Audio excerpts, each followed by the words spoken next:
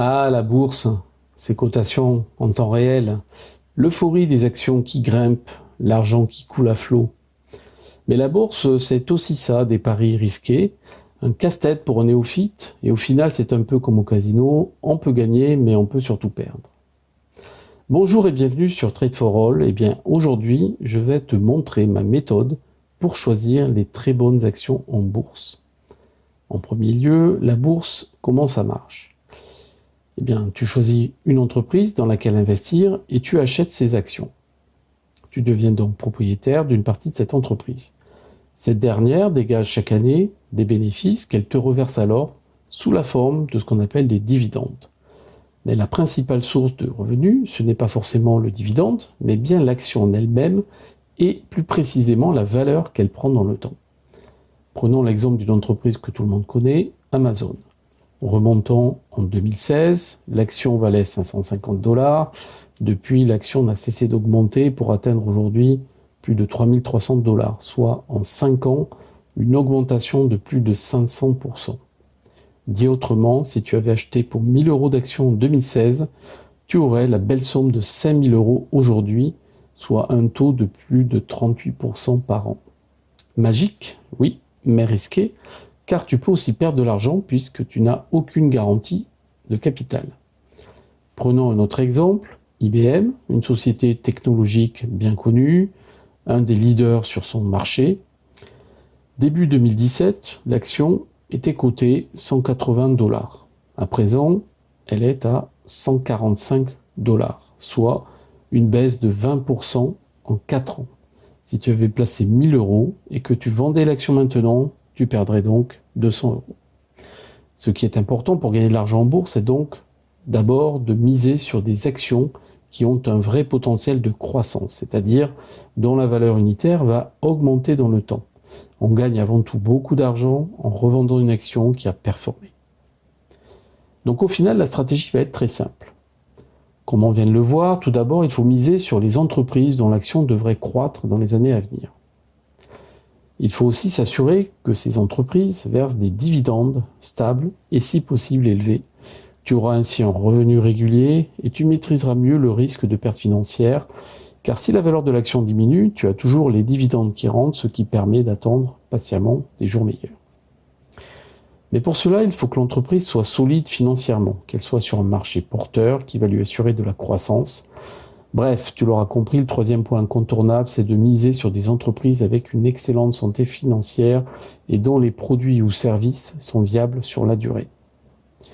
Le dernier point de la stratégie va être de diversifier tes investissements sur des secteurs d'activité multiples afin de limiter le risque si par exemple un secteur est en crise. Maintenant qu'on a dit ça, comment on fait pour choisir une entreprise ? Eh bien, tu peux commencer par trouver des entreprises, analyser leur situation financière, lire la presse, analyser des courbes, d'autres courbes, analyser des chiffres, plein de chiffres, ou regarder, comme tu le fais maintenant, des vidéos sur Internet qui t'expliquent quels indicateurs et quelles méthodes utiliser et dans quelles entreprises il faut investir. C'est ce que j'ai fait au début et je peux dire qu'analyser des dizaines d'actions, ça prend beaucoup de temps. L'idéal serait donc d'avoir toutes ces informations réunies en un seul endroit avec des indicateurs pertinents et une présentation très visuelle et simplifiée via, par exemple, quelques codes couleurs que tout le monde comprend. Eh bien oui, il existe un site web qui répond à ces attentes, c'est-à-dire qui rassemble en un seul écran toutes les informations utiles pour t'aider dans tes choix. Je te montre. Tu tapes l'adresse dans ton navigateur préféré, www.tradeforall.fr. Arrivé sur la page d'accueil, tu vas chercher une valeur, par exemple celle de Intel, un fabricant bien connu de microprocesseurs. Plusieurs valeurs sont proposées dans la liste, je vais prendre celle qui nous intéresse. La page de l'outil de scoring se charge, avec en haut quelques informations sur l'entreprise, le nom, la dernière valeur de l'action, l'effectif, le secteur d'activité, etc. Une première section va ensuite te donner des indications sur l'action en elle-même. Comme tu le vois, les informations sont présentées de façon très synthétique. 3 codes couleurs sont utilisés. Le vert qui signifie que la valeur est conforme au niveau attendu voire très bonne. Orange, c'est déjà moins bien, voire pas terrible. Et rouge, c'est pas bon du tout. Sur cette première partie liée à l'action, tu vas retrouver sur la gauche un certain nombre d'indicateurs comme le PER, PER secteur, PEG et PBR que je détaillerai dans une prochaine vidéo. Ensuite, des informations relatives à l'augmentation moyenne de l'action sur 10, 5 et 1 an. On voit d'ailleurs que sur cette dernière année, pour Intel, c'est pas terrible. Enfin, 3 derniers indicateurs montrent si l'action a subi des baisses brutales dans le temps. Donc quelque part, ça te donne une idée de la stabilité du prix de l'action. Et pour finir, 3 courbes présentent le cours de l'action à 10 ans, à 5 ans et à 1 an, ce qui te permet de visu d'avoir une idée sur le comportement de l'action. Ensuite, on trouve plus bas une seconde section sur la santé financière de l'entreprise. Alors tout d'abord, quelques graphes sur la gauche te permettent de visualiser comment évolue le revenu, les résultats, les investissements. Bien sûr, on va souhaiter que tous ces graphes affichent une croissance continue.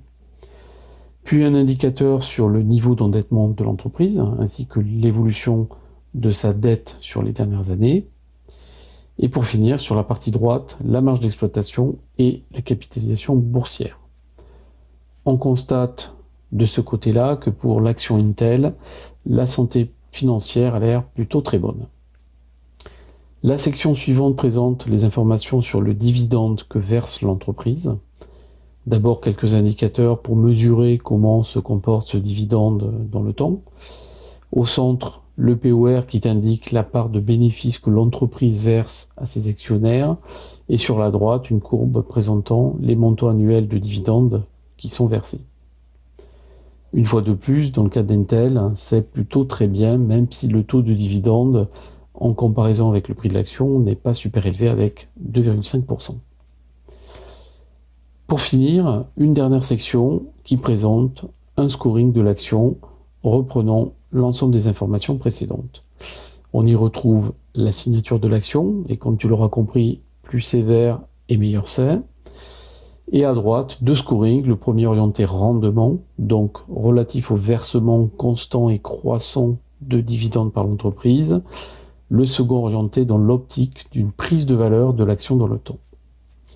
Alors cette dernière section, bien sûr, correspond à ma propre perception et à mon analyse selon mes critères de l'action. Elle doit idéalement être complétée par le point de vue que tu pourras te forger sur cette entreprise et sa capacité à continuer à croître et à être rentable sur son marché dans les prochaines années. Donc pour ne pas mal orienter tes choix, j'ai préféré ne pas afficher cette dernière section sur le site, mais uniquement la présenter dans les vidéos que tu pourras visionner sur les analyses d'action que j'ai faites. Eh bien, cette vidéo est déjà terminée. N'hésite pas, si tu l'as aimé, à cliquer sur le pouce bleu ainsi qu'à t'abonner à ma chaîne. Dans la prochaine vidéo, je te présenterai une analyse comparative de 3 brokers que j'utilise: Bourse Direct, Trade Republic et XTB. Alors à bientôt sur Trade for All. Bye bye.